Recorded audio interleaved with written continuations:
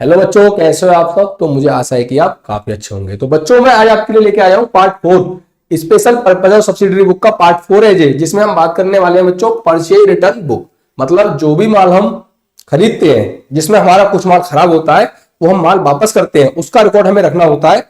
उस रिकॉर्ड को जिसमें हम रखते हैं उसे बोलते हैं purchase book, purchase return book बोलते हैं बच्चों उसके लिए। अब इस बुक को हम किस और नाम से जानते हैं बच्चों? देखिए, इस बुक को हम बोल सकते हैं डेबिट नोट।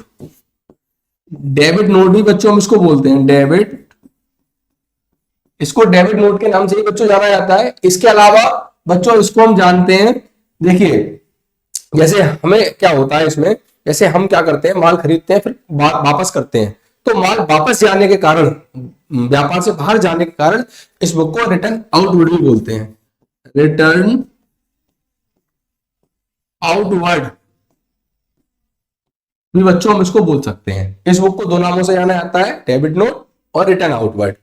अब बच्चों हमें क्या करना है, जैसे मान लीजिए हम एक क्वेश्चन लेंगे जिसमें क्या होगा कि हम माल खरीदेंगे और वो माल खराब होगा, उसको हम वापस करेंगे। उसको रिकॉर्ड किस तरीके से करें, किस तरीके से कॉलम किए जाते हैं, आज वो सारी हम बात समझेंगे और इस पुस्तक को बहुत बेहतरीन तरीके से आज हम बनाएंगे। देखिए बच्चों, हमारे पास एक क्वेश्चन दे रखा है, transaction record in purchase return book CGST 5% and SGST 5%। मतलब हमारे लिए क्या करना है, ट्रांजैक्शन को रिकॉर्ड करना है परचेज रिटर्न बुक में। इसमें GST कितना लगेगा बच्चों? 5% और SGST 5% लगेगा। क्वेश्चन क्या है, मई 2020 में 2020 मई 10 में एक कस्टमर ने माल वापस किया जिसका नाम है goods return to Gopal trader 10,000 रुपए। मतलब गोपाल ट्रेडर ने 10,000 रुपए का माल वापस किया है, मतलब हमने उसके लिए माल वापस किया है। मई 14 में goods return to Govind Ramdev, मतलब गोविंद रामदेव को हमने माल वापस किया है 5,000 रुपए का। तो इसको हमें रिकॉर्ड करना है। तो अब हमें क्या करना पड़ेगा बच्चों, सबसे पहले जो भी हम पुस्तक बनाते हैं उसका नाम लिख लेंगे। इस पुस्तक का नाम है purchase return book, purchase return book इस पुस्तक का नाम है बच्चों।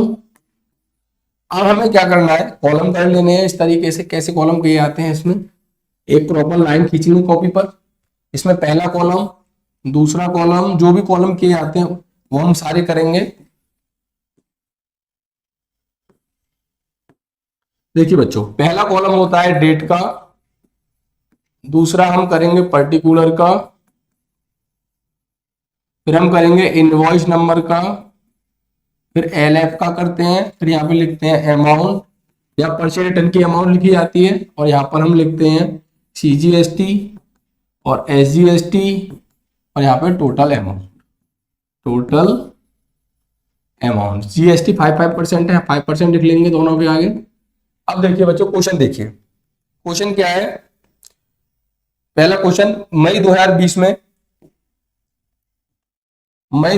में माल वापस हमने किसको किया है, गोपाल ट्रेडर को 10,000 रुपए का माल वापस किया है। यहाँ पे हम लिख लेंगे 2020 मई 10, यहाँ लिख लेंगे गोपाल ट्रेडर, यहाँ हम लिख लेंगे गोपाल ट्रेडर 10,000 का माल वापस किया है। तो परचेज रिटर्न 10,000 की हुई। अब 10,000 का 5% कितना हो गया, 500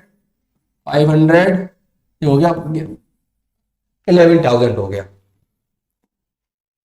फिर माल वापस किया है किसने, हमने माल वापस किया है गोविंद रामदेव को 5,000 रुपए का, मई 14 में। यहाँ लिख लेंगे मई 14, यहाँ लिख लेंगे क्या नाम था, गोविंद रामदेव, यहाँ लिख लेंगे गोविंद राम देव 5,000 का माल, परचेज रिटर्न 5,000 की हो गई। 5,000 का 5% 250 ये हो गया हमारा 5,500। बस अब हम इस वाले कॉलम का टोटल कर देना है, कितना कॉलम बनना है इसका टोटल। तो ये हो गया 005, ये हो गया 16,500। इस तरीके से हमारे लिए परचेज रिटर्न बुक बनानी है। काफी सिंपल तरीके से मैंने आपको वे समझा दी। तो वीडियो को लाइक, सब्सक्राइब और शेयर करना है। तो आज के लिए हमारा टॉपिक इतना ही। नेक्स्ट पार्ट जब हमारा बनेगा तो बच्चों उसमें हम बात करेंगे इसके बारे में, बैंक रिकंसिलिएशन एक स्टेटमेंट एक चैप्टर आने वाला है, उसके बारे में हम रूल्स रेगुलेशन किस तरीके से बनाते हैं वो हमारा नेक्स्ट वीडियो में रहेगा। तो आज के लिए इतना ही।